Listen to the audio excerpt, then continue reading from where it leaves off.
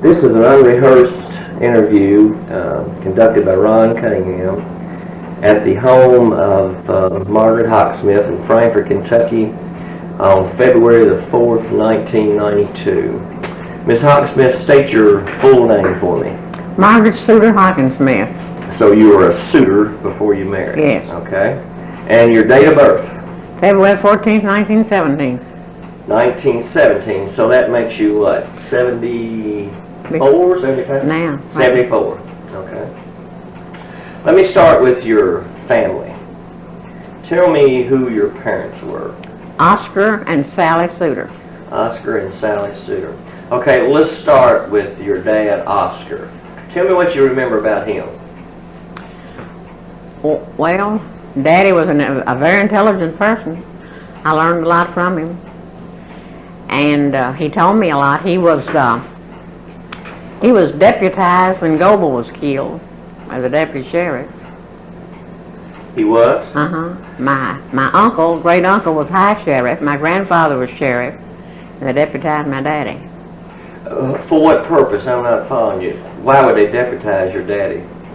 Well, 400 mountain men came to Frankfort with rifles. They'd shot Goebel. 3 men from the mountains had come to Frankfort and shot Goebel. He was going up the old Capitol walkway, and they were hidden in those windows, upstairs windows, and they shot him.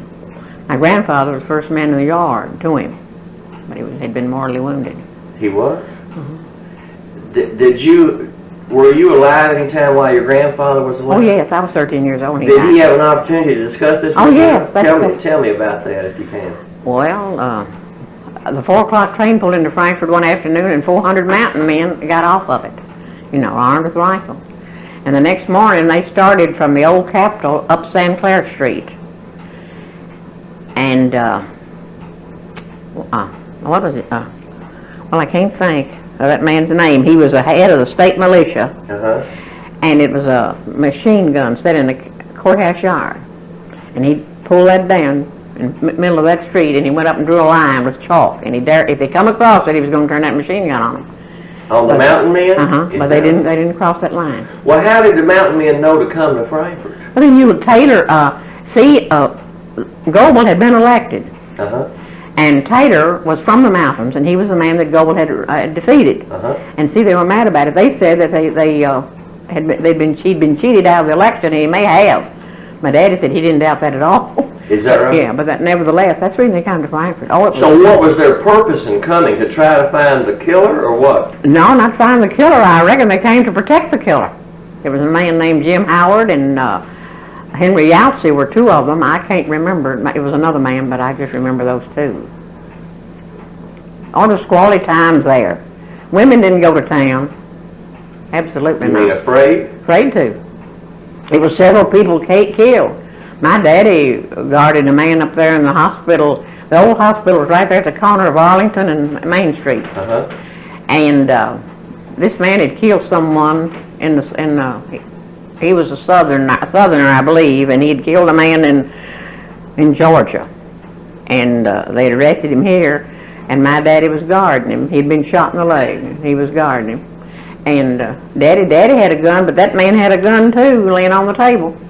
If anybody came in after him, he had a right to protect himself. That day and time, you could protect yourself. You killed somebody, you protecting your property. They didn't do anything with you. They didn't arrest you. It's a different story today. What happened to the assassin? They got prison terms. Yahtzee, I have a book of poems here somewhere that Henry Yahtzee gave my father, that he wrote while he was in prison. And Yahtzee was who? Henry Yahtzee. He was one of the men. Now, I think they always said Jim Howard did the actual killing. But Yahtzee was with them. You think there were 3 of them? There was 3 of them. I can't think of the other man's name. Well, what happened to the mountain men? They went back. They caught the train and went back. When he pulled his machine gun out there and said, if you step over the line? Very interesting. Sure did. And see, was your father in politics, or? Yes, he was on the school board for, I believe, 12 years and magistrate for 16. He was magistrate for 16. Out in the Switzer area, representing that? Yes. Okay. What kind of man was he? You said he was intelligent. Why'd you say that? Well, I tell you, when he told you something, that's the way it was. And he knew a lot about anything. He was a pretty good Bible student. And, well, my two sisters, he quit school. See, they got to go to Excelsior. That was a private school up here on the road where folks South lived, his mother. And they both said he was smarter than both of them put together. He was well-read. He could recite poetry. I can recite a lot of poetry he recited to me. And You can? I learned it. Tell me, what's one comes to mind? I better not tell you one. Tell me, I'd like to hear it. I shouldn't tell this, Yes, you should. but there was an old man named Williams. And now Minnie told me to do this, I'm going to do it. Okay. So this old, he wrote poetry. So one Sunday morning, a woman by the name of Miss Jenny Peters she rode horseback and they wore habits. Now, I don't know whether you know what a habit is or not. That's a But gown. it's a long skirt, Okay. you know. And when she went to light her horse, her foot caught in a stirrup, and she went on, flopped over on the ground, and her skirt went over her head, and she didn't have on any underpants. So now this don't sound very nice, but anyway, when they came out, they always stood on that tree and talked there. And he told Daddy and a bunch of men there, he said, I made up a poem. Now that's what he was listening, thinking about, and he's in church. And here's the way that poem went. Miss Jenny Peters from a horse did fall, showed her naked butt to all. No one in this town or in 4 miles around could expose to view and show so fair a tale as you. That's great. Now, And your daddy did that? no, he didn't do it, he was there and heard it. And He heard it? Yes. Williams, a man by the name of Williams, he made a poem about John Paul Jones. See, Daddy told me all that stuff. When I got older, I'd tell my mother things he'd told me, and she said, well, I never thought you'd paid any attention to him. You're so rambunctious. But she said, you evidently listened to everything you said, and I took it all in. Now, what church was this where this happened? North Fork. It was at North Fork? You know that tree there as you come out the door? Yes. They'd stand there sometimes. They'd stand there and talk till 12:30, 1:45. Sometimes the preachers preached till 1, too. I've gone. I remember one that used to preach till 1. Who? I think his name was Jones. He was a good man, but he was so long-winded. Would people get up and leave? Nope. No, you didn't dare. I wouldn't do that now myself. What else about your dad do you remember? Oh, there's just so many things. What did he do for a living? He primarily? farmed. Farmed? He owned that farm over there. You go down through the covered bridge, that big house. It used to be a pretty place. It had maple trees all the way around, and they cut them all down after they bought it, after he sold it. Now, who lives there now, if you know? Holder owns it. I don't know who lives there. Okay. The Albert Holder Penn farm. owned it. You remember Albert Penn? Yes. He bought it from my father. Okay. And then John Holder, I think, owns it now. Okay. So as you leave Switzer and going towards Woodlake, it's on the right. If you go down, just as soon as you get through that covered bridge, you went to a gate right there on your left and went right up on the hill. And that's where I was raised and had a lot of fun. So he farmed most of his life? He farmed most of his life. And he was interested in politics, and he just liked Did he ever run for office? He ran for magistrate and school board. You had to run for school board. board. Oh, you did? Okay. And so he was elected to those two positions? But he had the name of being honest, because I know I had known this lady for a good many years, and she said to me one day, she said, somebody told me last night that you were Oscar Suter's daughter, and I said, I am. She said, why didn't you ever tell me? I said, well, I never had any reason to ever tell you. She said, well, I remember the day that he died, Rudolph Moore, that was her husband. He was a master with Dad. He said, when he walked in, he said, Lena, the most honest man that ever set foot in that courthouse, died today. She said, who was it, Oscar Suter? And he just had that name of being honest. Right. He told you something, that's the way it was. Big man, small? No, he weighed about 160. He was about 6 foot, but he was thin. He worked hard. John's father would tell, said Oscar Suter worked harder than any man in Switzer. He did. If he couldn't then have something else to do, he'd sit down and beat up rocks to fix the driveway. Okay, now what was his parents' name? John Wesley, and her name was Shortridge. Shortridge? That was her name, Shortridge Switzer. She and Uncle Hans Switzer, you don't remember him, of course, but he ran the depot. They were sister and brothers. See, the Switzer, George Switzer, they're kin. Okay. All right, what about your mom? What do you remember about her? Well, my mother was she didn't talk a lot. She didn't talk like a lot like Daddy, and her mouth didn't rattle all like mine either, But when she could say funny things, I've laughed many a time, And she was that's the kind she was. She was always there. And when I got in from school in the afternoon, she was a pretty good grammarian. And I'd go in the house and I couldn't find her. I'd say, "Mother, where are you at?" She'd come out there, "I'm over at Dad's house." Well, she soon broke me from saying that. And she was always there, and she was a good cook. She took good care of us. Of course, I had a brother that was sick and died when he was 21, you know. And but we just had a good life. We had all we needed. Daddy worked hard. She stayed at home. Yes, yeah, she stayed there. She was always there. Okay. Yeah. When you think of your mother and father, what did they leave you that you've used down through the years? What do you contribute to them? Well, I teach a Sunday school class, and so many times I'll say, "Well, Daddy said this," or "My mother said that," and they say those things just tickle me to death because they're so out, you know. They just can't imagine people saying those kind of things. But that's the way. Like my mother would talk about maybe poor Job's turkey. Poor what? Poor Job's turkey. You probably never heard that. Poor Joe's turkey. Poor as Job's turkey. Poor as Joe's Poor turkey. as Job's turkey, you know. Meaning you were dirt poor. And and I know one time there was an old man, a Mr. Musselman, that lived out there, and I'd go to the store every afternoon to get Daddy's paper. He always took a little time, and he would always ask me. I would wait for the dinky. We called it the dinky, and he'd say, "Well, Margaret, who got off the dinky today?" And I said, that day in particular, this Mr. Musselman, but I didn't say Mr. Musselman. I said, "Old man Musselman." And he just looked at me and he said, "Remember while you're young, the day you'll come and you'll be old and only in the way." Things like that, you know, just little old poems and little ditties that he just said. And I find myself saying them so many times. Both of them were very active in church. Daddy was. Now, Muddy would go at night, but Muddy stayed at home and fixed. We always had a big dinner on Sunday, and you never did know who might be eating there. And we never did know who was going to sit down at the table with us during the week either. Is that right? Anybody, if they wanted a good meal, they came over there, and some characters came over there too. Do you recall anything your dad left with you from his experience at church? Anything he really believed in strongly, or expressions he used about church or his religion or anything like that? Well, from the time I was I'm really old, he said the definite faith is the substance of things hoped for and the evidence of those things not seen. He said that 2 or 3 times a week, and I know I was in high school, and Lil Hearn one day said, "I bet you youngsters don't even know what the biblical definition of faith is." I said, "I do," and she looked at me, "Well, I bet you do." And I said it, and she looked at me kind of funny. She said, "How come you to know it?" I said, "Because I heard my daddy say it from the time I was knee-high to a duck." And say it again slow. Faith is the substance of things hoped for and the evidence of things not seen. Yeah. And then he quoted, he taught us lessons like that. You know, he always taught us a child that was afflicted, or anything. You knew Morris Gregory. Mm-hmm. You know, we accepted Morris and played with him. I never thought of Morris being any other way than Morris, because he went to church with me, and we went to socials together. And Daddy would say, "But for the grace of God, there go I." Now, he used to tell us that. Mm-hmm. And I want to tell you an experience about Morris. We had a social. We'd have a social in the churchyard. And my kids or my grandkids either never had the fun we had. We played hide and seek. We didn't have anything but lemonade and maybe no cookies. But we were up there, and we were playing hide and seek. Now, we were 12 or 13 years old. We weren't little bitty kids. Mm-hmm.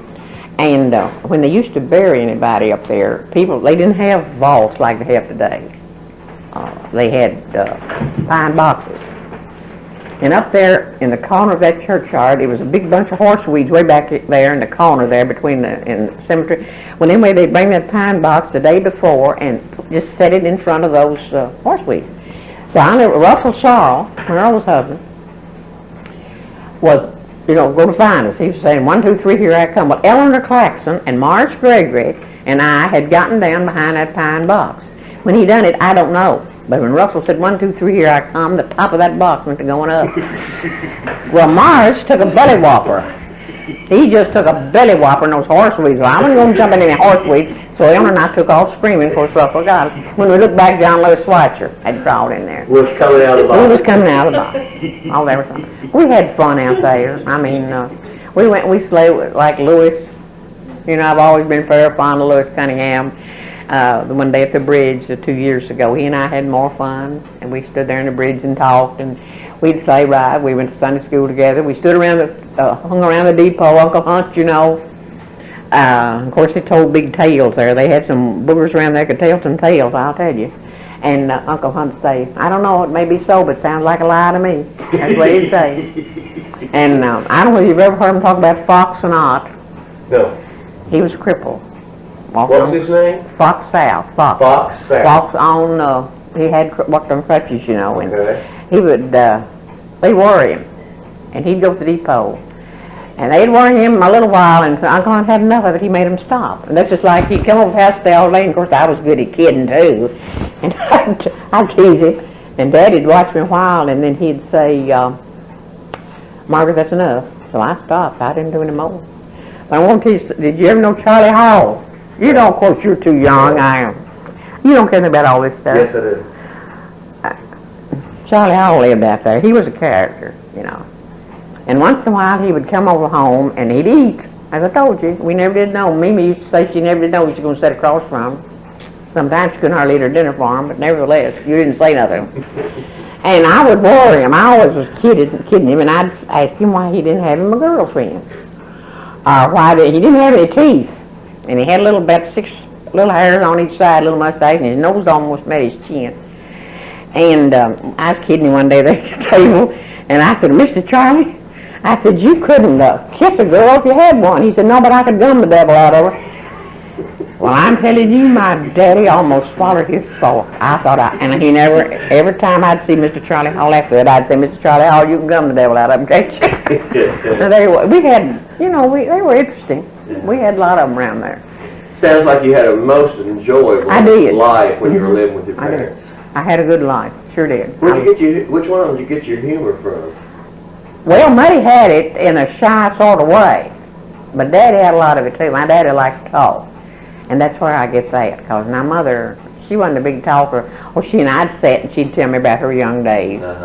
And then that's where I got a lot of information. They had a lot of company, you know, and they'd sit and talk about these old days. And Pappy Suter, my grandfather, come out there, and they just talked so much about, you know, Goebel and all that. And then John's daddy lived with me 20 years. Well, he was older than my daddy, see, and he talked about a lot of things like that too. And you just enjoyed it. When you sat at the table, you didn't have an old television, and I'm glad we didn't. And you sat and talked, and Daddy told me all those things. And you know, I've enjoyed them. I wish I'd have written a lot of it down. Now, maybe I don't remember. I mean, I've got a good memory. Now, I might forget where my pocketbook is.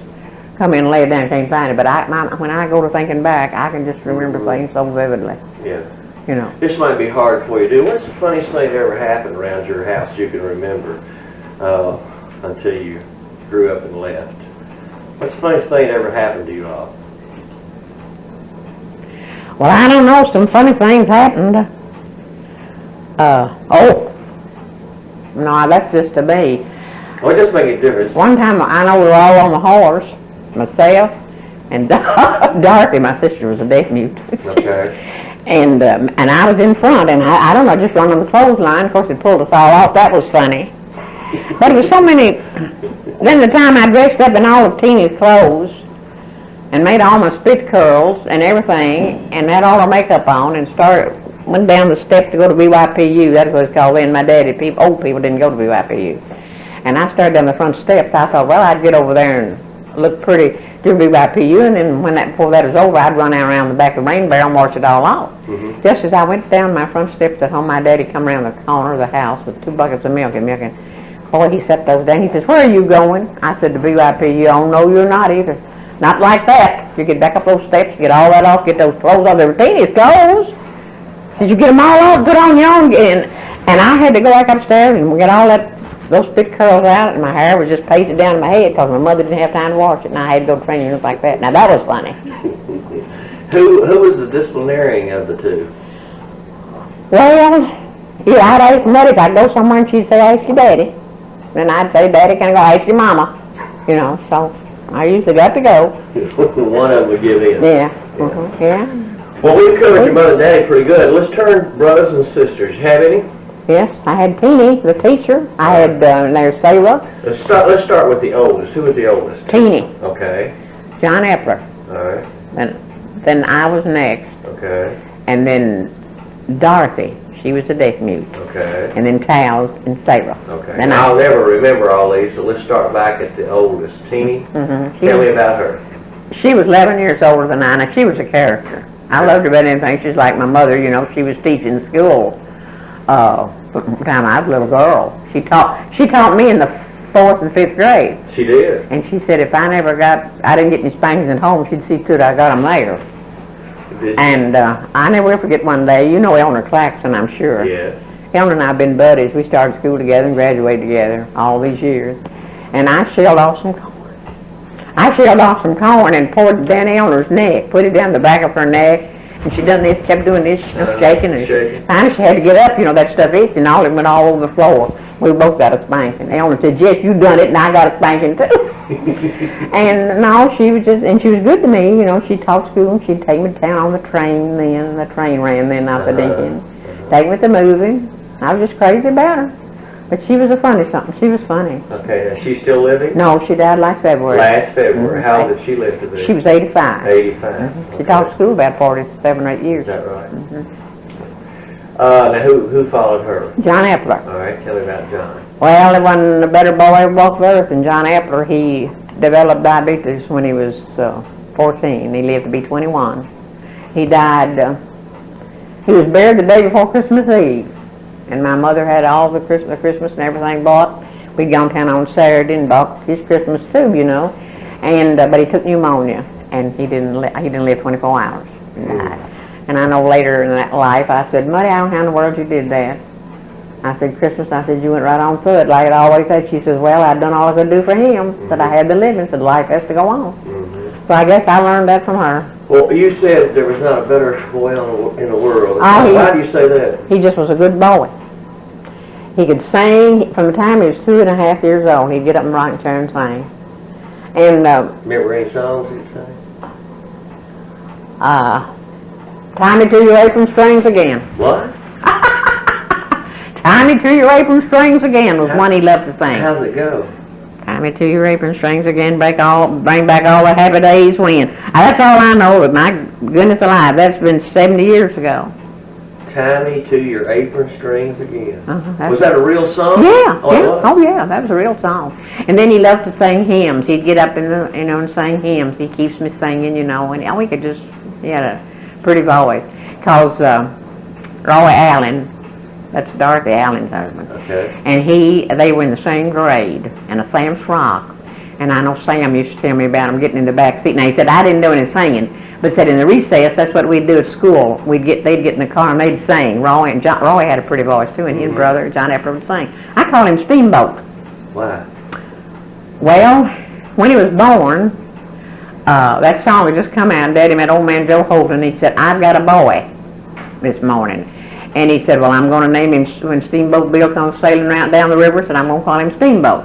Well, I always call him Steamboat, and Jack South always called me Little Steamboat.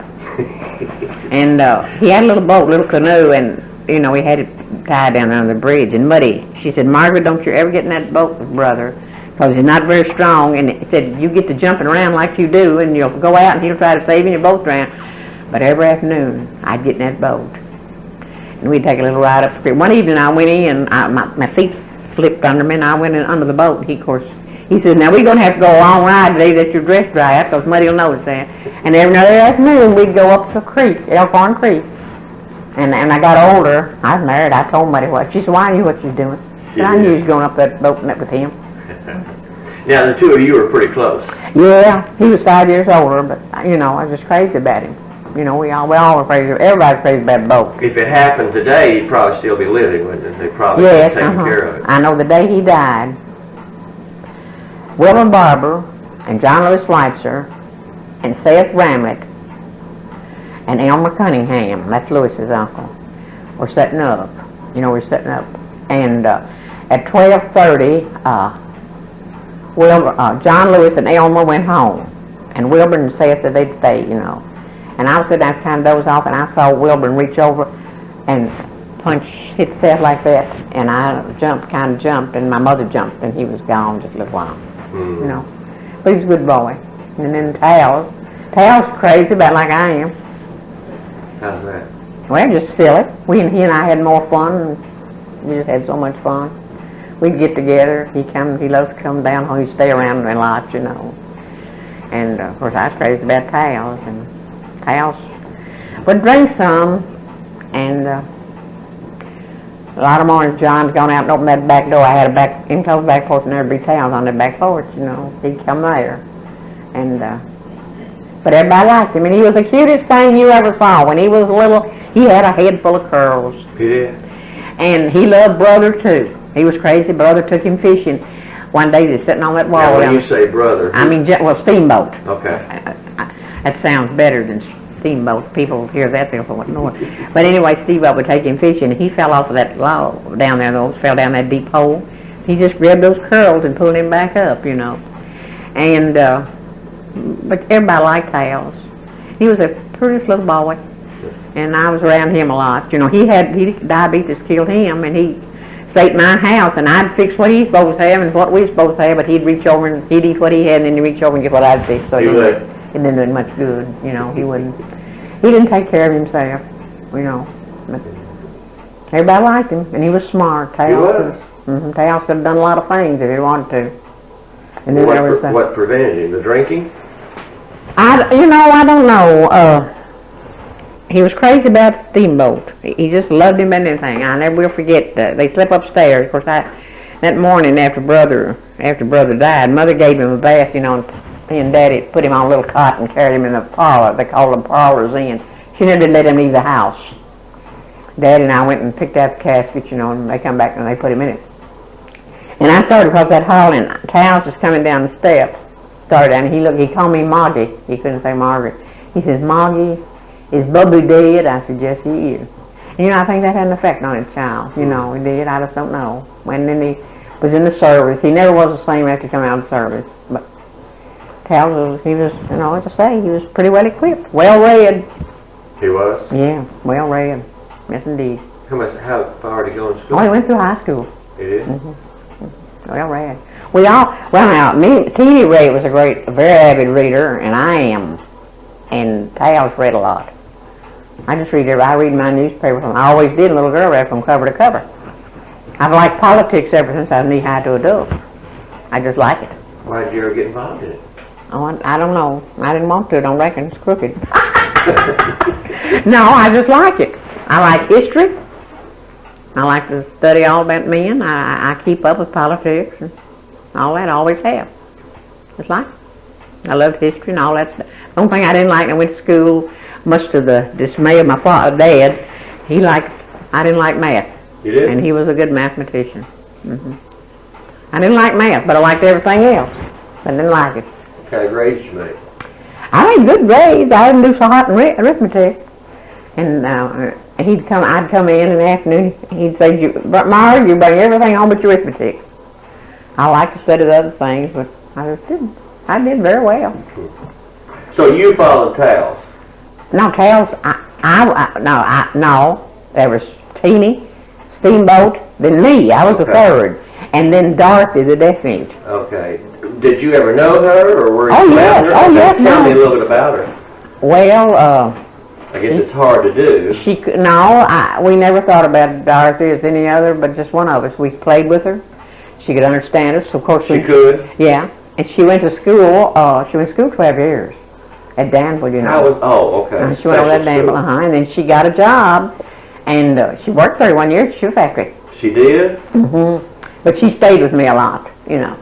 But we played with Dorothy. I never thought, listen, Ronnie Mac, I never thought about Dorothy any different from me. We played together, and then when John and I married, she stayed with me a lot. While she worked, she loved to be in town. And she just stayed with us a lot. And until I moved, you know, and she couldn't, she decided she wanted to go downtown where she'd be closer to town. I moved out in East Frankfort. And when Bob Browning was preaching her funeral, now I know it sounds odd, but he said, you know, Dorothy has never heard a bird sing or any beautiful music. And you know, it never dawned on me that Dorothy hadn't done that. Isn't that strange? I just lived with her, and we played with her and understood. understood her, you know. Became so accustomed to Yeah, it that she was just She was part just of the part of our family. life. Didn't even think about it. Well, Muddy dressed her, she went to Sunday school, she couldn't hear a thing the preacher said, but she went. What would you do? Just sit there and Just sit smile? there, yeah, and you know what? My What? daughter, Sally, she's talented on the piano and organ. And Dorothy, one time, Sally was going to play somewhere on an organ, and Dorothy let me know she wanted to go. And she just sat there and watched Sally. She couldn't hear it. Hmm. And you know, it never dawned on you. I just never thought. She said she wanted to go. I said, sure, we'll take you. And she didn't hear a note that's played. But you know, you grow up with those people, you don't think that they're different from you. Even like Marsh, you just, like Neville and I were talking, you know Neville, he and I were talking Sunday night. You just grow up with them and they're just one of you. And of course, my daddy, that's one thing you better not do. They were accepted, just like they were the same on the same ground as I was on, and we just didn't do those things. Now, who followed? Go ahead. Dorothy, and then there was Cal's father, Doc. He was born in 1921, and Mimi. Okay. Mimi. Tell me about who'd you say? Sarah. Sarah. Okay. Sarah. We call her Mimi. Okay. Well, she was born in 1920. She was born the year that Teeny graduated from high school. And he just embarrassed the date like that of Teeny. Never was anybody so aggravating all her life. Why is that? So My mother having a baby, when Teeny was a senior in high school, my mother was going to have a baby in July. How old was your mother, do you know? She was 42. 42? When we was Well, born. see, that wouldn't be old at all, man. No, 75's not old. Yeah. How old were your mother and daddy, if you remember, when they got married? Let me see, I'll tell you in a minute. Daddy was 80. He was 25, and she was 23. Oh, so they were... In fact, Yeah, okay. yeah. They married in 1905, and Teeny was born in 1906. Well, I stopped you from talking about Sarah. Go ahead. And, well, now, wait a minute. Sarah was something else. She was a sassy little thing. I'm going to tell on her. She was sassy. She called herself Me. Me? Yeah, she'd read back. We'd all had their moms, and brother, were they rough. My mouth going too much. And she said that she kept saying, me not going to have him, me not going to have him. Well, I can see it now, just as plain. One morning I look up, she started down the steps, she says, me jaw hurts. Me jaw hurts. So she had Yeah, but now Sarah is different from me and Tal, you know. How's that? Well, she don't talk like I do. I mean, she's not as big a talker as I am, you know. I reckon I was almost come to the world talking, I reckon. Remember any humorous things about Sarah or anything unusual she did? Yeah, I can remember the things she did. I'll tell you something she did. What? My mother went to the post office to mail a box to Teeny when she's in Richmond, going to school in Richmond one summer. And I was out on the front porch reading, you might know. And Towels and Dot and Beamy, we had cats, you know. I kept cats, you know. These Maltese, they were pretty. And this old cat had 4 kittens, you know, I don't know how old they were, but they were pretty little things. They played up the bell post at night. Now, and Muddy come in, I never found out, she looked around, she said, it's one of those cats missing. Well, she got to looking for it, and she found it up on the house. They had killed the cat. They had gotten it and choked it and pulled his fur out and everything. And I still don't you know, I'll never let me forget it. She did? And she pulled her fur out too. What happened to her? Huh? What happened to her? What? Who? The cat? No. There, she got a whooping. She did? Uh-huh. Who whipped her? Muddy. She did? You bet that. Daddy would have whipped us for that, or Muddy either, for mistreating an animal as bad as quick as he would for treating a person. Of course, Daddy never did whip me. I mean, never laid his hands on me. I never sashed him or anything. If I'd have sashed him, he would have. Who would Tina sash? Not your parents, just you and the other brothers and sisters? What? Sash. You said she was sassy. Yeah, Excuse me. she was sassy. You know why? Just had a way about her. It's like, me not going to have him. And me don't want to. You know, she did. Me don't want to. Me not going to do that. Now, that's what you said. Well, I assume she finally outgrowed it, or yes. she still do it to you? No, she's behaves herself now, because I can set her down. You can? Yeah, I can tell things on her. What else would you want to tell on her? Well, I better not. Why? Well, I don't know. Of course, she and I had a lot of fun. We've always had a lot of fun Tell through the me something years. about those fun things. Well, when you want to think about something, it's hard to think about them. I know she made me a pair of shorts one time, and she don't remember that. But I was living in Switzer. I lived out there the year 41, the year of Pearl Harbor. I lived out there, and she made people didn't wear shorts, and on TV, we had some old cretonnes, so she took and made me a pair of shorts. And she and I went down through Switzer. She had a pair too. My daddy would have died had he known that. Did anybody say anything to you? No, it didn't say anything to me. You know, I'd wear them around the house, but Daddy had a habit. I had a dress hanging on the back of the bathroom door, and whenever I saw my daddy pull up, I'd put that dress on over those shorts. I never let him see him in a pair of shorts. He did not believe in them. And if he could see me in the lab breeches I wear today, I don't know. He would turn over in his grave, I imagine. These lab clothes. But now, Muddy dressed us that way. We didn't wear these kind of things, but, you know, she sewed and she bought the prettiest prints, you know. But I don't know. Ronnie Mac, we just grew up. We had a good time. You know. Describe for me where exactly in Switzer you all lived.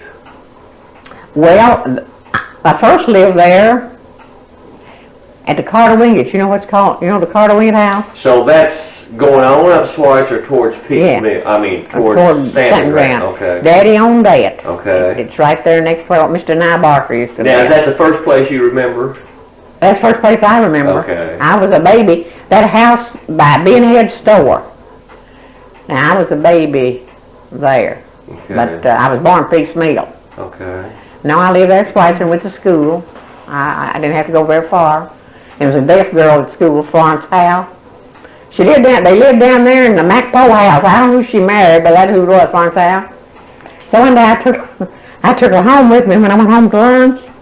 And Muddy said, I opened the front door and I said, Muddy, I brought Florence Howe home with me to eat. She takes here good. Muddy said they could heard you clear down to the store. But the girl wasn't that deaf, she knew what she said. But you know, all those... So is that the only place you all lived?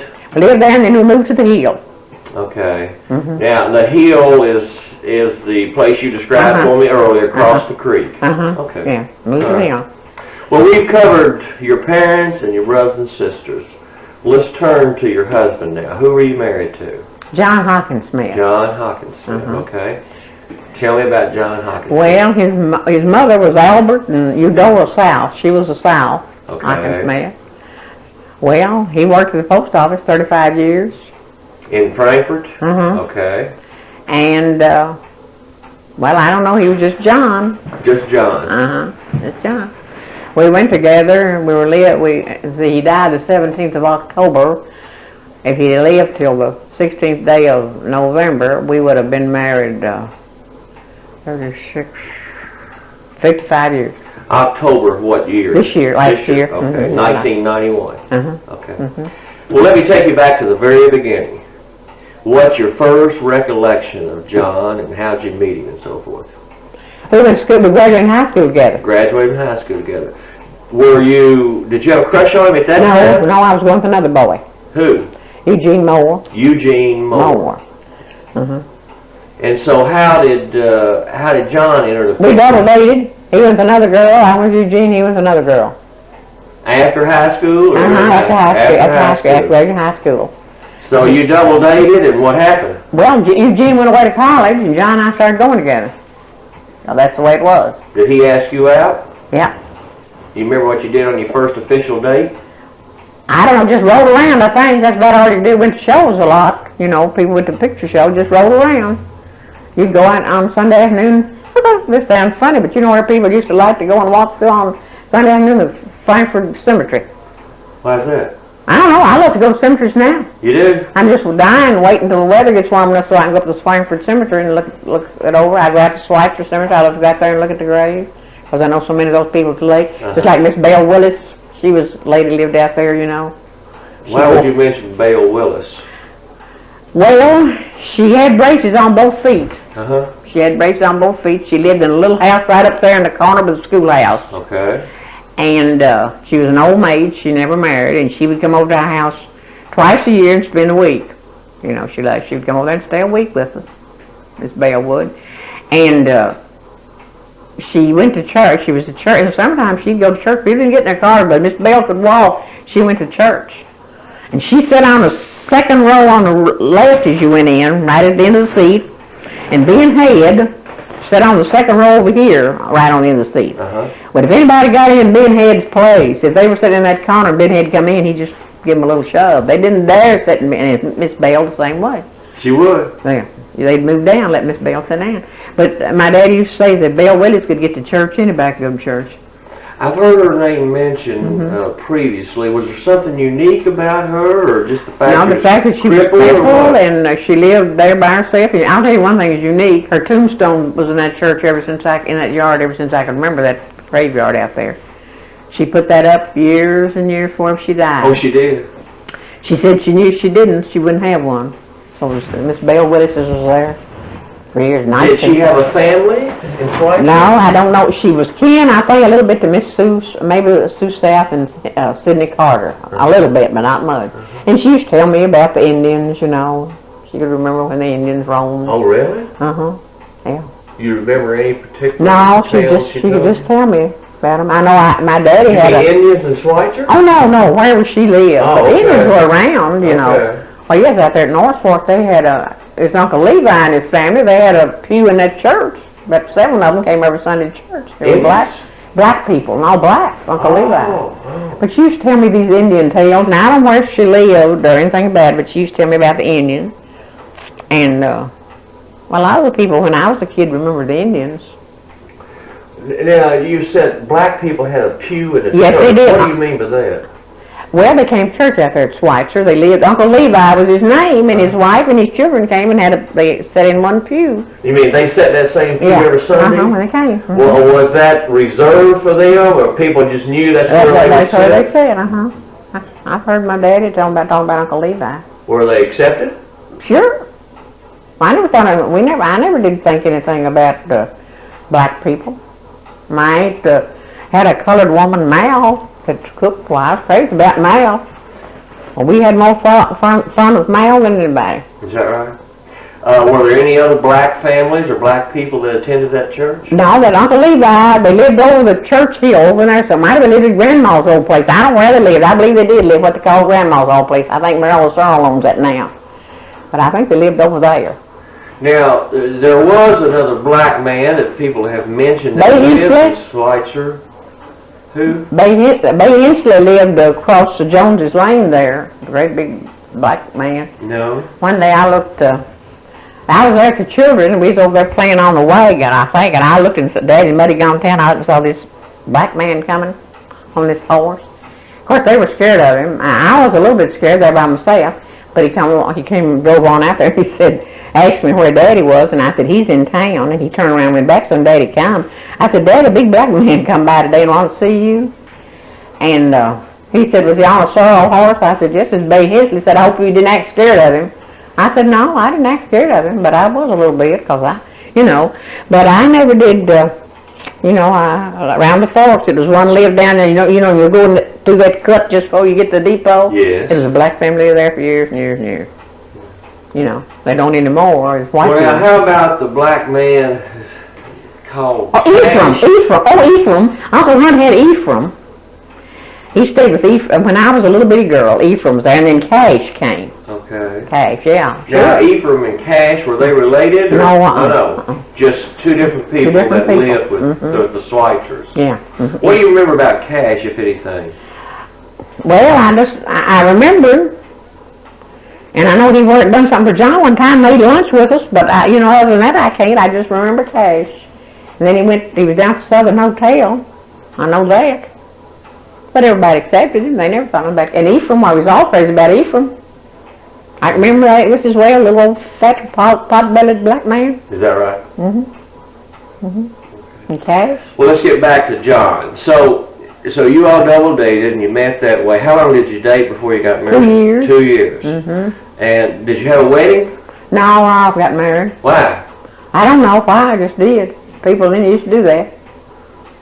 They were married, didn't let nobody know it. Russell Merrill did. A lot of them did. Where did you go to get married? Jeffersonville, Indiana. Why, was it legal there, or Yeah. went somewhere else? Well, yeah, well, it's been legal here, but people just went there. Jeffersonville, Indiana, or there was a place called Jellicoe, Tennessee. Some people went. Who went with you? Nobody. Nobody, you went by yourself? Who married you? Justice of Peace. Justice of the Peace. So, when you came back home, did you tell your parents then? Yeah, As soon as you got back? What'd they say? nothing. Happy to get rid of you? Yeah. No, I don't know the day. I stayed, lived with Marty a week when I left. When I left, she said, Marty, I'm going to miss you. That's crazy, you know. What did your dad say? Well, he hated. He didn't want anyone else to marry. Now, did John have to come and talk to your dad? Was No. That wasn't done back No, then? no. That is before my time. So you all just took off and got married and Yeah, came most of back? them did. And where did you set up? Right over here, Susie and Erie had a little house over there, and we lived in part of that.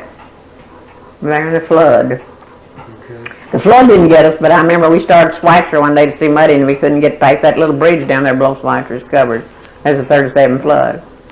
The water was on each edge of that old covered bridge, too. Was it up in the covered bridge? Oh, just slapping edges. My Is that daddy right? said he woke up, he got up for daylight, he thought that old bridge would go, but it didn't. It withered the storm. Speaking of that old covered bridge, did you and John ever go down there and court a little Yeah, bit? they all I watched. Yeah, well, they courted in that, but I was watching. There was a girl. She was going to this bar, and her parents didn't want her to, and so I went through there. Whatever. She said, "Why don't you watch for my mama?" Well, I was watching where I thought she'd be coming from. It was a little old house set over there on the side of the boy Newman lived in, but Aunt Nudie Martin lived in it. Then an old woman. She told fortunes. Told fortunes? She told fortunes. Aunt Nudie Martin. For a living? Huh? She charged for this? Wow.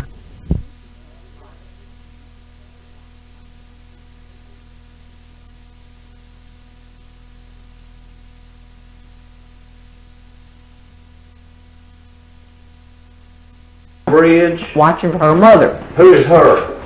Charlotte's mother, Charlotte. What was her name? her Stevens. Stevens? Okay. And said, "If you see her, come and tell me." All right. Well, I wasn't looking in the right direction. I was watching that dry pathway she came down, and all at once I noticed something, and I looked, and Miss Stevens was coming out of Aunt Nudie's door. Oh, no. Shoot! I didn't say nothing. I took off. I didn't go through the gate. I jumped the rock fence there and went on up that road just a flying. What happened to Charlotte? She get in trouble? She got in trouble. She got Who was she there in the bridge with? Do you remember? yes. Who? Flop Wiley. Flop Riley? He was a character. Flop was? Yeah, good gracious. We went to school with Switzer, and one day, and Lurleen Newton-Jones was teaching at that time, and all at once, he went out the window. He just got up. She's gone out of the room. He got up and went out the window, and she come back and said, "Where's Flop?" We said, "Went out the window." He was a character. But Flop was. Did Charlotte and Flop date any longer, or did she? They never did date. Oh, they did. They were just in the bridge acting up a little bit, right? In the bridge and talk. They never did. No, she was crazy about Jimmy. When she went to she was going to Switzer school then. Just young, about 13, I reckon. But when she started down there, she met Jimmy, and there never nobody but Jimmy after that. We'll get back to your husband in a minute, but do you remember any more situations in that covered bridge, like that one you just related to us? I'm sure girls and boys, that's where they went to court. Well, sure they did. The old time, they sitting there and talk and courted and carried Tell me some more matches that took place down there, pairing up girls and boys. Who else do you remember used to go down there? Well, I don't. I imagine a lot of them did. I expect John's sister, Julia, did. She married Lawrence Hawkins Smith, you know. You remember Franklin got, Yes. you know, he's John's nephew, you know. Okay, who would Julia go down there with? Well, she married, she's 16 years old. She didn't have time to go down there. She didn't have time to go down there much, I don't imagine. But, you know, they just met that bridge and talked. I never did stand in the bridge and talk. I stood maybe down at the front gate. But I never did stand in the bridge. We had a lot of fun in that bridge, you know, raining or something. And we'd sleigh ride. I know one time we'd go up to Church Hill, up the top of the Church Hill, get on our sleds and come all the way down across the railroad track and go on that covered bridge. And one day Lewis was all sleigh riding. He said he didn't, his sleigh had done it, but I said, Lewis Cunningham, he went over the bank into the creek. It had a little skim of ice on it. He went right over into the, How old was he, approximately? right, let me see. I don't know, 30. I reckon he was 12, something like that. And he went all the way into the creek? You know what he did? What? When that water was up in the 37 flood, What? he and Doc was fry, that water was way up, and they jumped in that creek, jumped off the end of that bridge in that water. They almost didn't make it back. What happened to him? Well, they kind of finally got out. Where? I don't know, they pulled themselves out some way. They didn't. I mean, way down the creek? Yeah, somewhere. He was talking to me that Who jumped in with him? Lewis and Dolphus Fry. Dolphus Fry. Right. They went to school too. They lived around the bend from us. They had a Well, brother. they take a dare? Somebody dare to jump out of the bridge? Well, some people just do those things. Lewis do it. He just said that sled. I said, Lewis. He said, Marty, I couldn't help myself. That sled just went out of control. I said, you went in that creek. Of course, it broke up the sleigh ride, and we had to all go home. We had to go home and change clothes. You know, but it just, I think of so many things, you know, funny things that happened out there like that. Well, let's get back to John. So, you all set up housekeeping, Uh-huh. and then what happened? Well, we had a little girl, and she lived to be 10 months old. We lived a while, then we moved, after she was born, Daddy and Mother was so crazy about her that we moved back with them, moved over on the hill, and lived there, and then she took pneumonia in February, and she was doing real well, but anyway, she took a turn for worse and died when she was 10 months old. And then Sonny came along, and the rest of them came along, Sonny and Bubby and Francis. When you think of your husband, John, tell me about the good memories. What do you think of? Well, we've had a lot of fun. I mean, the kids and all, you know, they's growing up. Monday, I know Pep said, Mark, you know how many kids out there in that yard? I said, 6. No, I don't know. He said 16 of them. You know, that was the most fun, you know, just the kids being around us. And So he and I went to ball games. being around too? Yeah, he played with, you know, he and I went to ball games. We'd go to Cincinnati. We didn't think anything about going over there at night. You know, see a ball game, and he'd come back, and, you know, how about how late it was, and he'd get up and go to work the next morning. Yeah. He was young then, he never thought anything about it, you know. And John was pretty intelligent himself, you know, I mean. He was? Yeah, talk about a memory. I've got a boy, Bubby. John, he's almost got a photostatic mind. Is that right? Because he can just remember things, and people years would talk to John about a certain house. John said yes, 216 Shelby Street. Tell him who lived in there. He just had a wonderful memory. Wonderful memory. Uh-huh. And you all were almost together 50 years. 55 years. You said. Well, that's marvelous. Mm-hmm. Well, let's talk a little bit about your children. Tell me who they were. Well, Sonny Swigert. Okay. His real name is Swigert. All right. Uh-huh. You call him Sonny. Yeah, call him Sonny. Is he the oldest? He's the oldest. Okay. The little girl, she was oldest, but she died. Yeah, he went to school. He graduated from Georgetown College. He got a job at Fort Knox when he got out of Georgetown College. He's been there ever since. This is his 33rd year. He's got At Fort Knox. He's got 2 more years. Okay. Does he have children? He's got a little girl. He didn't marry till he's 34. He was Yeah. old enough to be a granddaddy when they had her. And she's 16. Okay. And And then who fathered? John, Okay. Bubby. All right. We call him Bubby. Tell me about Bubby. Well, Bubby married Judy Lee, and he's got 4 children. They live in Yeah, Frankfurt? Kenny Dale works for the state, and Timmy works in the Justice Department, Okay. and David's going to KMI, Virginia, University of Virginia, Okay. and Cindy, of course, she's 16, she's still in high school, Okay. you know. And so who followed Bubby? Then Francis, he's a right. talking one. All right. He is. Yeah, you can hear him before you see him. But one thing about it, he was always, I never did see him mad, you know, I mean, he was always staying in pretty good humor. Uh-huh. But I think he was talking when he was 4 years old. He and Sally. They were the talkers. The 2 older ones were more like me. They were quiet and subdued. I used to tell their daddy that, and he'd say, yeah, but then he talked too. He liked to talk too. Okay. But then Sally, and she married, she first married Bobby Hammonds. They lived together 20 years, but they separated. She's married to a Gale boy now. I don't know what I'd done without him when John was sick, because he sure was good to him. Is that right? Yeah. And she's got a son that's already a doctor. He's studying now. He was one of the 4 selected to study cardiology, so he's going into that. And then the other boy has entered Marty, right in high school, last year.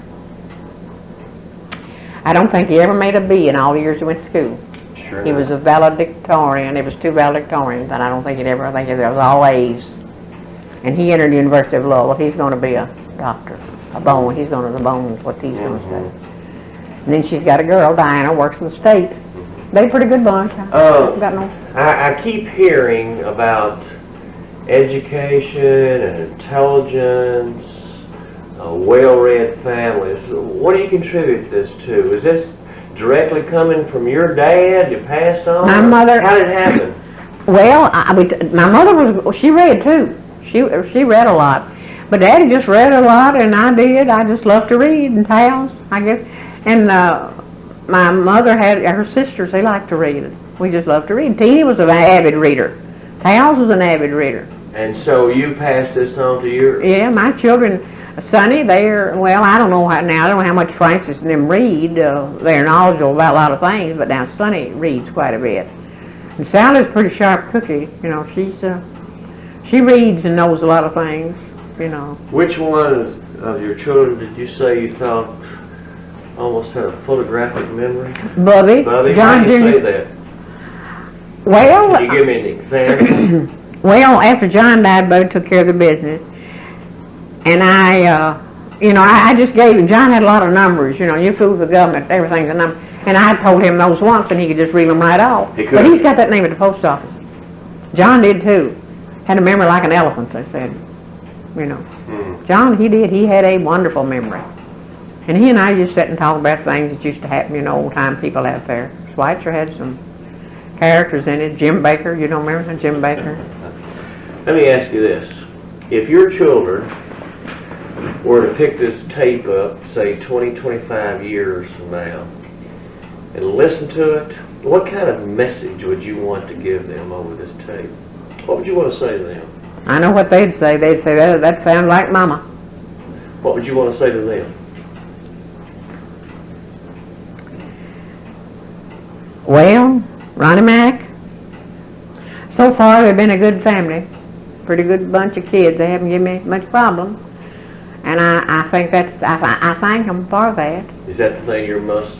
And they've been awfully good to me. I don't know, you know, I don't know what I'd done without them had I not had them, you know, all during John's sickness. Of course, Sally was a girl, and she was here, and Bubby was over here. Sonny was in Elizabethtown. He couldn't do. But that's what, just keep up the good work. They've always, you know, they've been fond of people, and they're a pretty good bunch of kids. Good, good. I want to turn to your first recollections of Switzer itself. What comes to mind when you think about Switzer, that first recollection? What was it like? What did you guys do? Well, about like we did when I was 12 or 13. I remember one thing. I remember Jack South would go down the road. I couldn't go. I wasn't old enough. But I'd watch him. And as he went down the road, they'd fall in line. He took them swimming. He taught everybody there. Now, Lewis remembers all about Jack South. I'm sure Lewis probably learned to swim. He taught them all to swim. My brother, John Epler, would go. He would go, too. And my mother told Jack one day, Jack South, she said, Jack, I want to tell you something. Said, I don't want that boy in very deep water. Said, he'll drown. He said, Miss Suter, said he can't swim. She said, he swims like a fish. I already learned to swim, you know. And I remember that. And so he had already taught him? Already taught him how to swim. And I remember... what y'all do for fun? I mean, you play games? Or yeah, played games. For example, you mentioned hide and seek. Hide and seek, we played hide and seek. What else did you play? Well, I tell you what we did a lot. We was kids in the fall. We walked a lot. We'd hike. We'd go in the fall and hunt persimmons and hickory nuts and things like that. In the summer, we went swimming. Went to the swimming hole. In the winter, we had went sleigh riding. And the church and the school was our recreation. They had things at school. You know, they had plays. And we always had something at Thanksgiving. We always had something at Christmas. We had a Valentine box, and we took Valentines. I know one time we had a preacher out there named Wilbur Smith. I wasn't over 8 or 10, but he was good looking. He was about 27. And I had a crush on, you know, a little girl. I wasn't about 8 or 9. Well, my mother bought me the prettiest Valentine to take to him. It had lace on it. And it had this verse on it. I've got a little airplane, just room enough for two. If you'll be my Valentine, I'll fly away with you. And I never will forget it that night. You gave that to the preacher? Yeah, he got out of the box, you know, and he opened it, and he read it, and he said, yes, Margaret, I'm ready to fly right now. And I know he just embarrassed me. And then we had pie suppers running back out there.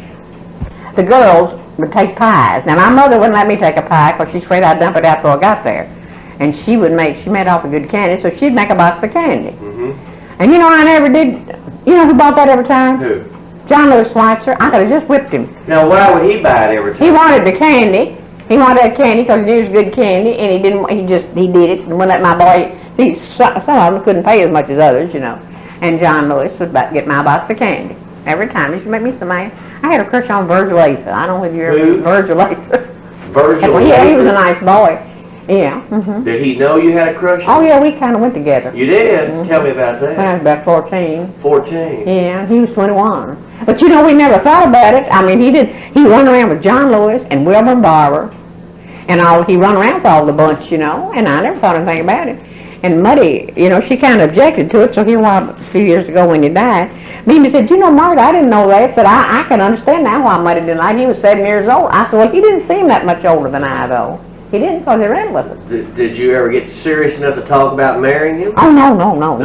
You weren't old enough? No, I just never thought about not marrying him, but I liked him. He was a nice boy. Who else do you have crushes on? You remember? Oh, I don't remember. I had a crush on Ted Wingett once. Ted Wingett? Ted Wingett, yeah. How old were you then? Oh, good night, about 13. Okay. You know, when you was young, you had crushes on people, and sometimes he's a whole lot older. I know and I don't know. Now, Wilbur Barber and I grew up together, and he took me places. He had a car. But all boys didn't have cars then, but it had the springs going through the seat, and I'd always take a paper, you know, paper, something set on. He told me one time, said, Mark, if you don't quit bringing the paper, I'm not going to let you ride anymore. But Muddy didn't want me to tear my dresses up. But anyway, we just, John Lewis, of course, and John Lewis, and I was going to Virgil, I don't know who John Lewis was going with somebody else. And I can't remember. Well, let's get back to this pie situation. What would be the object of To make selling money it? for the school. Oh, okay, so it was a fundraiser. And the girl took pies. Most of them took pies. But as I say, I had to take a box of candy. But it's better than that now. And the boys, some of them would get $3 and $4 for a pie, for the girl's pie. Why? Why that much? Well, they run it, you know, they were dirty, they'd run it up on them. They knew certain boys wanted back for it. Is that right? John Lewis would run that. He'd run Well, if John Lewis bought your pie, for example, would he be entitled to sit by you? Yeah, he sat by me, and he was kidding by me. Oh, okay. I could have bought him, Okay. but I was crazy about You it. wanted somebody else to buy Yeah, it. I didn't want John Lewis buying it. Who in particular did you want to buy it? I can't remember. Virgil Asa might have Virgil? been. Pardon me. But anyway, no, John Lewis, of course, he and I went to school together for 12 years. Yeah. We started and went to school together for 12, and we were just kin to one another. Now, I've been told by some other people that you guys have 2 or 3 different games you play in order to pair off with boys. Oh, yeah. Well, tell me about that. What did you do? Bend the plate. Bend the plate? Spin the plate. Spin the You'd plate. spin it. But now we used to play this where they called it post office. Okay. How'd that go? Well, the girls had numbers, and the boys, the boy would go out the door, and he'd call the number of the girl, you know. Mhm. Sometimes if you could sneak your number to one you liked particularly, you'd do it, you know. Oh, really? So you said that before? Yeah, and I used to go, that's who I used to go to parties with, Virgil Asa. He'd be at those parties. And he'd call your number? Yeah, he'd find it out. Somebody'd find it out. And so he called your number, he got to kiss you. Yeah, I got to kiss you, yeah. We had a lot of fun doing that. It was fun. I wouldn't want to do it now, but it's fun. It was fun then. What about after your teenage years in Switzer? What do you remember about Switzer itself, if anything? After my teenage? Yeah. Well, no, Muddy and Daddy lived out there, and John was off every Wednesday, and we went out there every Wednesday to see him. Okay, when you were living in Switzer, what places were there then, businesses and so forth? Well, there were 3 stores at one time. Hetty had a store. Who's Ben that? Head. And May Barber had a store up there at the other end of Switzer.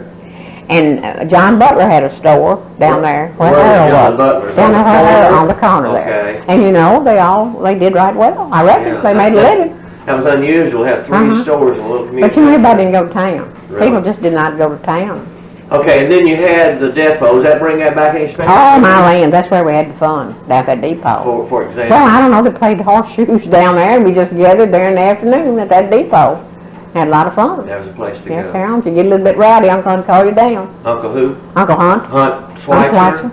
And he was the postmaster, whatever you call it, right? Yeah. Okay. You mentioned earlier a dinky. What was a dinky? That little, the Cardinal, Kentucky Cardinal, that was the name of a little old red thing that rode up and down, went from Frankfurt. You could ride from Frankfurt, Switzer to Frankfurt for a dime. Switzer to Frankfurt for a dime. On that dinky. And see, the train, for years, the train came out at 6:30 in the morning, went back at 9:30 that morning, came back at 4:30 in the afternoon, and then back at 8:30 at night. Switzer was a prosperous place. It was a metropolis. What else was there besides stores and depot, if anything? Well, no, that's about all. The stores and the school had 3 rooms. We had 100 kids in that school. 100 kids? A couple of years or so. Is that yes, right? sir, we did. We had a big school there. Well, let me turn to the school for a few minutes then. How long did you go to school? 8 years there. 8 years in Switzer. Tell me, you remember teachers' names or principal or anything? George Hayden was the principal there for the most part that I went. Okay, what do you remember about him? Well, I liked him. He was a stern, a quiet sort of a person. The boy had black eyes, and when he looked at you, you settled down pretty quick. But he was a good teacher. I learned a lot. Now, how about teachers? Well, my first teacher I had was Rebecca Craycraft. Was Rebecca Sheets at that time, and she's still living. Is that right? And name is Craycraft. And then Alan Lord Wingate taught me in the 2nd and 3rd grade, and Teeny taught, my sister taught me in the 4th and 5th grade. Bertie Newton Jones taught me in the 6th grade, and Mr. Hayden taught me in the 7th and 8th grade. So Mr. Hayden left for 1 year. He did? Okay, yeah. Yeah. Good memories of that school? Yes, indeedy. I have some good ones. I know one time Eleanor, it was a boy named Dylan Johnson, and he was warning us, and he run and hid in the boys' toilet. And Eleanor and I got a stick. We found a stick somewhere, I don't know, limb off a tree, and we were sticking it through that door with him, and the teacher called us. We were just in the 1st, 2nd grade. We had to sit on the floor all afternoon.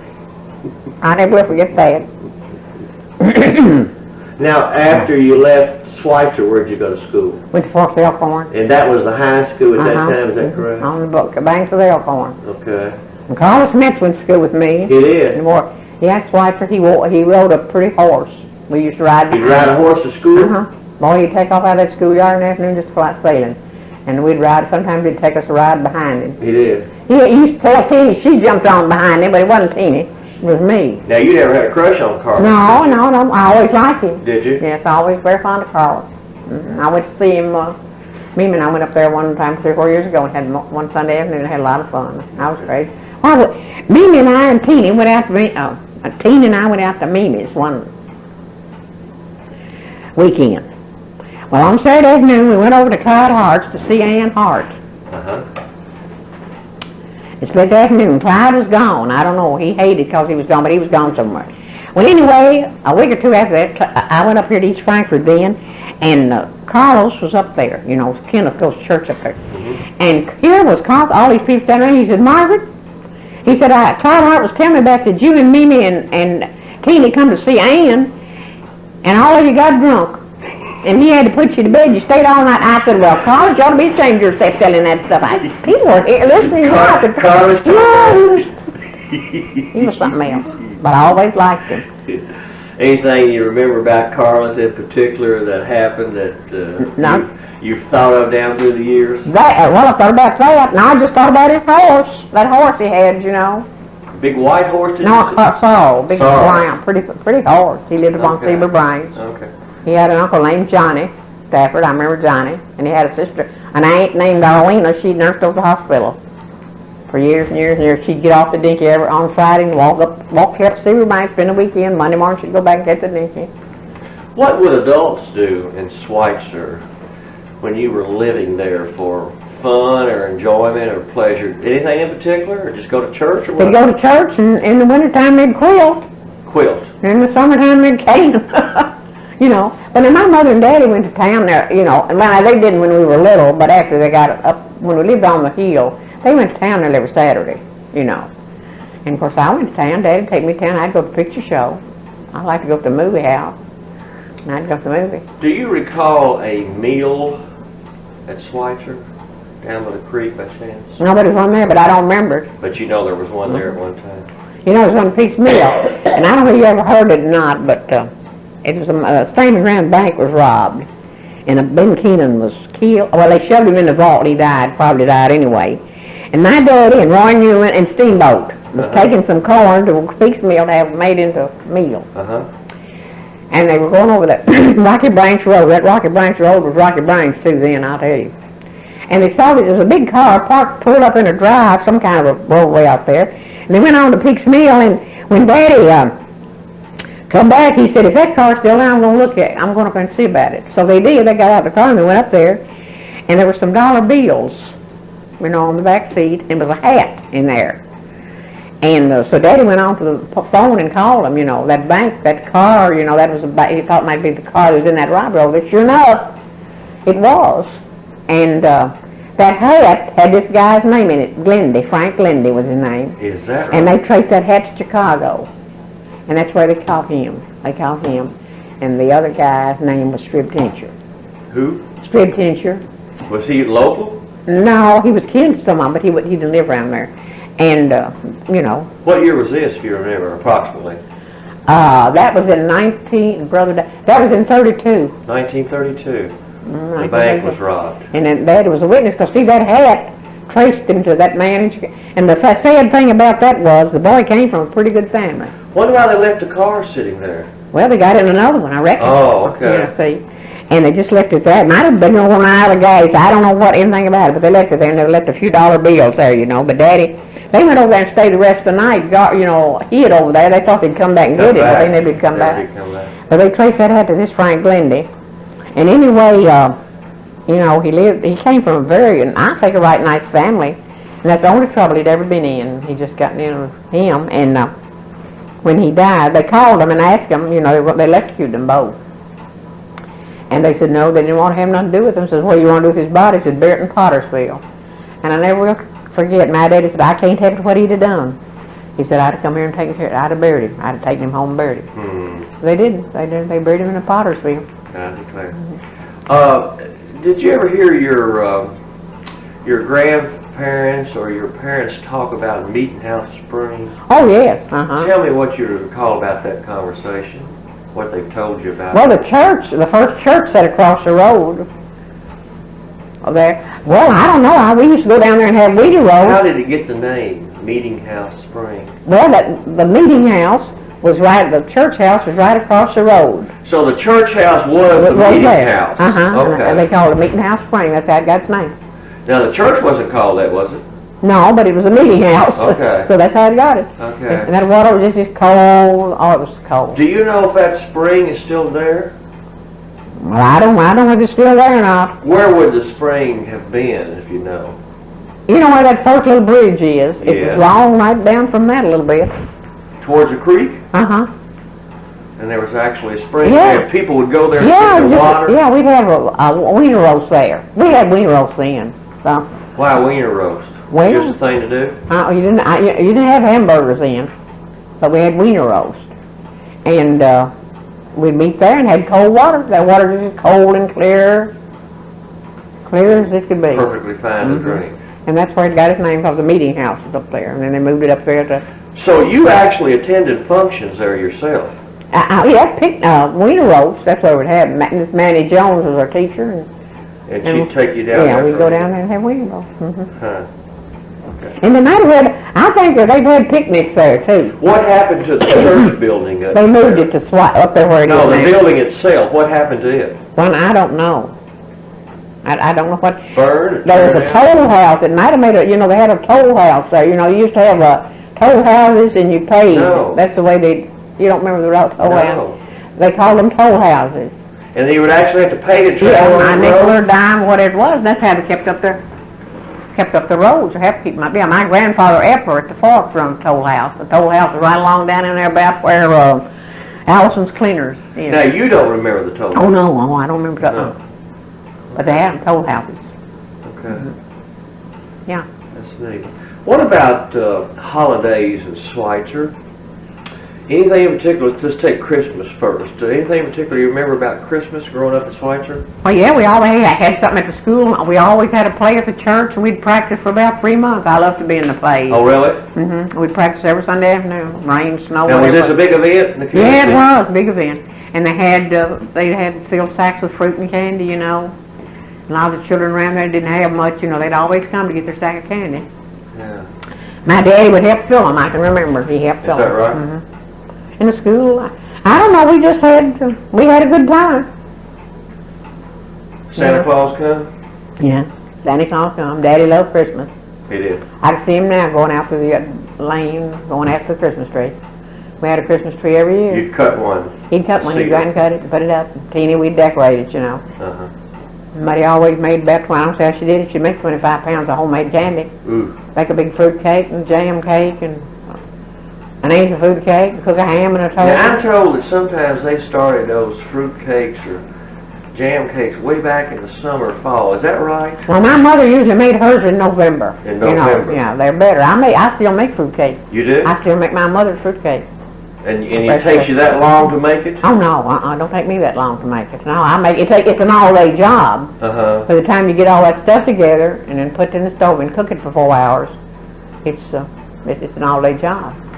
What, did your mother have a unique recipe, or is this No, just common? it's Just the way you made It's it? written on there, Muddy's cake, fruit cake, Is that right? and I make it every year. Do you recall offhand, without looking it up, what the ingredients I'd are? almost do, but I could Tell me what almost you do. remember about that recipe.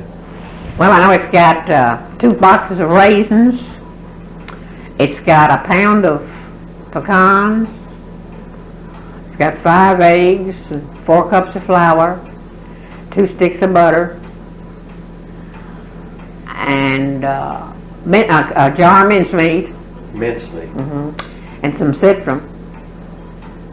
Raisins and nuts and mincemeat and the citron. And then I usually dump in cherries. I dump in the red and green cherries, put them in there. That's it. Mix it up. Mix it up. Okay. How about Halloween? Oh, we always went out Halloween. Now, didn't have trick or treats. You didn't get anything. You did. But you'd knock on the doors and act silly and dress up, you know. And they had something at the school. Halloween always had something. They had a party at the school. Now, I don't know if you would own up to this or not, but I've heard some tales of things that you kids did on Halloween. Do you recall any of those, and would you be willing to tell me about them? Well, we didn't do it. But I'll never forget that Jess Clark was one of them. Now, I don't know who the rest of them, I may have known in time, but anyway, the morning after Halloween, they took old man John Butler's toilet, privy. You know what a privy was? He went to open his front door and the privy was up against it. So they removed him from his backyard and sit on his front porch? And I want to tell you something else funny. What? When we went to school, the Forest rode the school bus, and Russell Jones, you know, always rode the bus, too. It was the morning after Halloween. I never will forget it in my life. He unlocked the school. There we was, Eleanor, John Lewis, Wilbur, and all of us. He opened that door, and on his desk down in front of the study hall was a bunch of encyclopedias. And stretched across those encyclopedias was the biggest bra you ever saw, and a great big pair of women's drawers. I don't know who she was. I never saw such a thing. I'm telling you, I thought I'd croak, but you didn't say much or laugh much. Mr. Jones went down, boy, he grabbed him right now down the trash can. Well, now, who was Mr. Jones? Russell Jones. Was he the principal? Uh-huh, Okay. uh-huh. And they had put this on his desk. And then one time they found that they let loose chickens in there, found some chickens in there. They did things like that, you know. Yeah, they did things like that. And I know one Halloween night, this fox I was telling you about, he was scared, kind of afraid. I don't know why, but he was. But anyway, Kink Wiley, George's daddy, you don't remember, Kink was a character too. Kink Wiley. Oscar was his name. But he and somebody else, they took a sheet and made a form out of it. And one of them got up in a tree on one side of the road, and Fox was going home on his horse. And just as he got to that, they pulled that sheet. Like to scare the daylights out of. I don't think Fox stayed out after dark after that anymore. But they used to do things like that, but nothing mean. What was Fox's name? His Leslie was his name. South. He was a South. Okay. And he Well, was, I'm gonna list some names to you for you, okay? yeah. And when I call these names out, you tell me what comes to mind. How about Jim Baker? Oh, good night. Jim Baker, the candlestick maker. Yeah, I know all about Jim Baker. Do what now?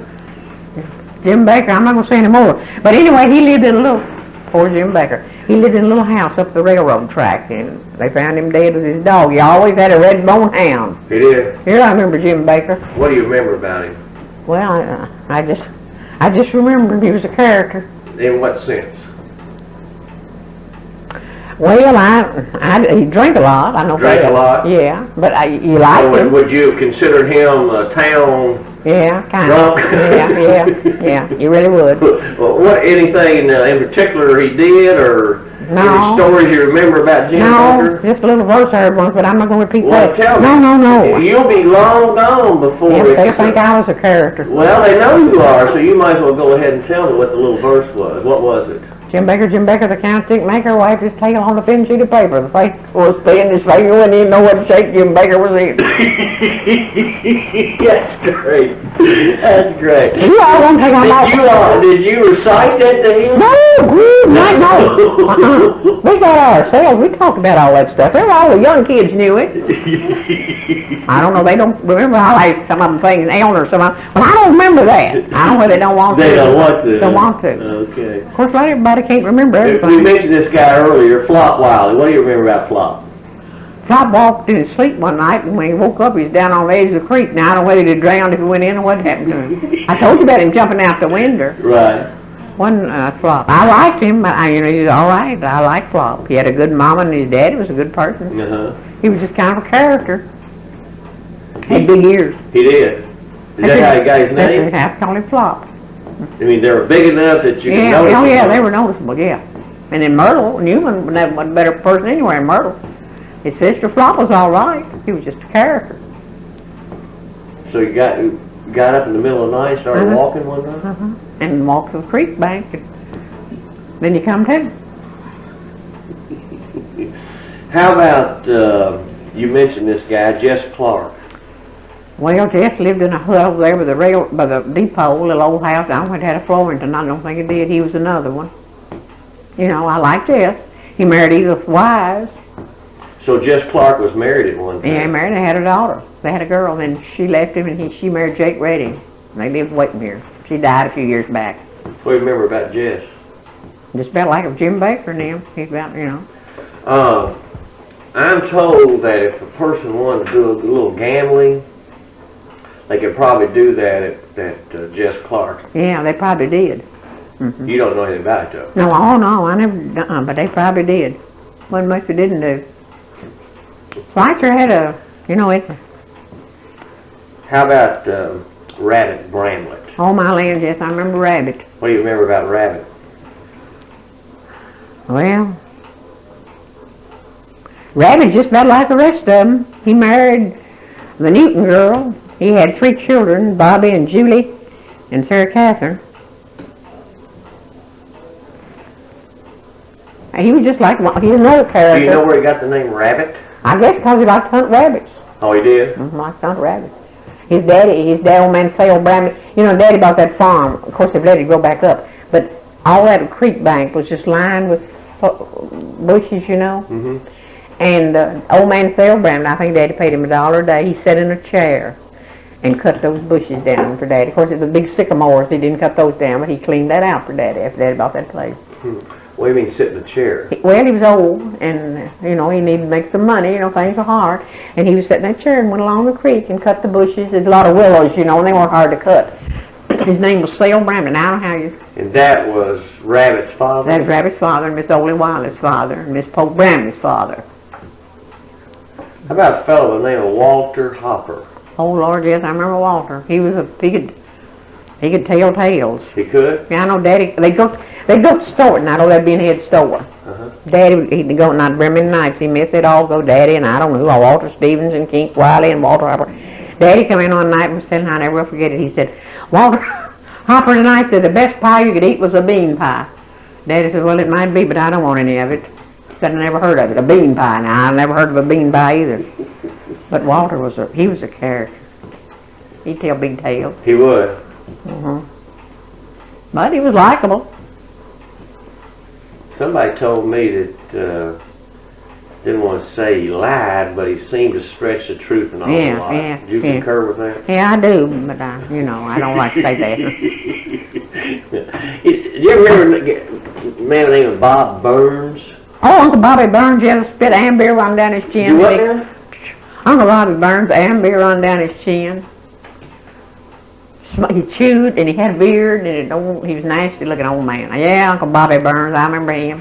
Where did he live? He lived up above Switzer somewhere. What do you remember about him? I just remember being down through Switzer. I remember him laying in the churchyard. He would I don't know, he didn't drink or anything. He would go to church, you'd see him, he'd lay around that churchyard and hang around the stores. But I remember the amber. Yeah, Uncle Bobby. Earlier in this conversation, I may have misunderstood you, but I thought I heard you say something about a private school. Did you? No, I'm talking about my daddy, an Excelsior up here. Miss Eudora South ran it.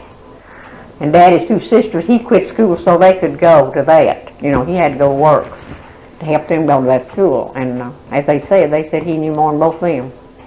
Where was the school? Polk South lived up there on the Versailles Road.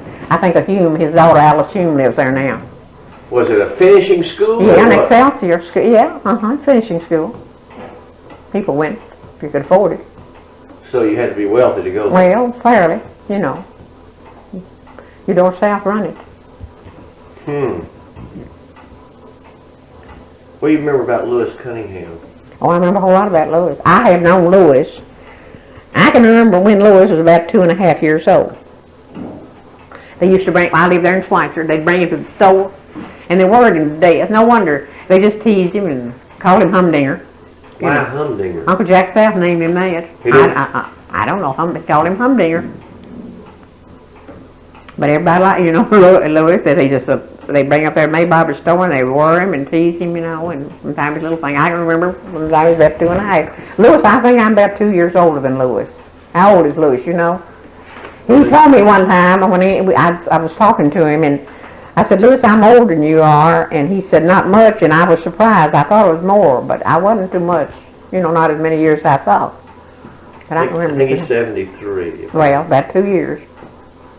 And, oh yeah, he and I had a good time to bridge year before last. We got to. Bridge Day? Yeah, well, our pictures are in the paper. Oh, is that right? Lewis and I's pictures in the paper on the bridge. They talked to Lewis and I. Somebody said, I don't know who it was, but told me they said, who was that? Said, Margaret, I won't tell you if the two that ought to have been there was there. Said, you and Lewis were the two that should have been on that bridge. Looking back on Switzer, who were the really important people that kept that community together and you'd look at as pillars of that community? Who would you think they would be? Well, my daddy was Your one. daddy? And Uncle Hunt Switzer. There were a lot of good people, Sidney Carter, and they were just all good people. I remember Mr. Tom Walsh. I remember Lewis's grandparents. I remember they came here. Mr. Tom Walsh. Lily's parents? Yeah, Lily's parents, Tell me what you remember. Well, I just remember that when they came here, they lived up there, and I've been there. I'd go by the house a time or two, but I just remember them. Not a whole lot, but I remember Mr. Tom Morris when they moved up there in that house when they came here. What house you referring to? Where Lewis lived. The house that's there backs up to the church? Yeah. What do you remember about that house, if anything? Susie Jacobs, I was trying to think. Susie Jacobs lived there. She had a boy named Keene. She lived there. She had a big old loom. She made rugs. She made my mother a rug one time. Susie Jacobs. Her husband was a real old man. So did the Washes buy this from her? Yeah, after Susie died, they sold it. Okay. Was it a big house? Well, it was a fairly, good house. Nice looking house. Like pretty place up there on that hill, yeah. Remember when it burned? They burned it. They bought it. I remember they came here. And I know Lily had a sister named Luke Combus. Uh-huh. Buster. I had a crush on him once. You did? Buster, he come down here. Did you ever let him know? Well, I don't know whether I did or not. We just all played together, but I kind of had a crush on him. 2 or 3 of them did. Is he living or you know? I think he is. And they had a sister. He had a sister named Hazel. You know, Mhm. she and I were about the same age. See, Edna Conway lives right up the street. We talk every once in a while. Good. We grew up together. She's older than I, but... Remember the first TV? Huh? You remember the first TV you saw? Television? Yes, I remember the first TV I saw. We bought one in 51, but I saw one 2 or 3 years before that. Where'd you see it? Roger Martin, I believe, had it. I went up to Roger Martin to watch Lawrence Welk. Is that right? So that's the first show you ever saw on TV, Lawrence Welk? And I watched him all the time he was on. I still watch him. Did you have electricity when you were young, No, real young? we did not have electricity. Tell me how you functioned. Light and cooking and everything. How'd you manage? Well, I don't know. We had rail lamps, and Mother cooked on an old iron, an old big old range stove. I know that. And we lived. I don't know how we did it, but we did. Had a privy, didn't have no bathroom. It got pretty cold in wintertime, didn't it? Shoot, I stayed constipated all winter. Just too cold to go out there, huh? You bet, you bet. Ooh. Yeah, that's right. But life was, I don't know. You know, Muddy after lunch, after she had her dinner, she'd take a bath, put on a clean print dress and a clean apron, and she'd sit there and talk. You know, in the summertime, she'd sit there and talk. And you know, I don't know. That's Ronnie Mac. That's how I know as much as I do. They told us all those things, and of course they would tell them over and over. You know. Let me ask you one other question. What are you going to do when you get old? What I'm doing now, go every chance I get. I go every chance I get. You know, and that's what I'm going to do. Thanks so much. You've been so kind to talk to me. Thank you.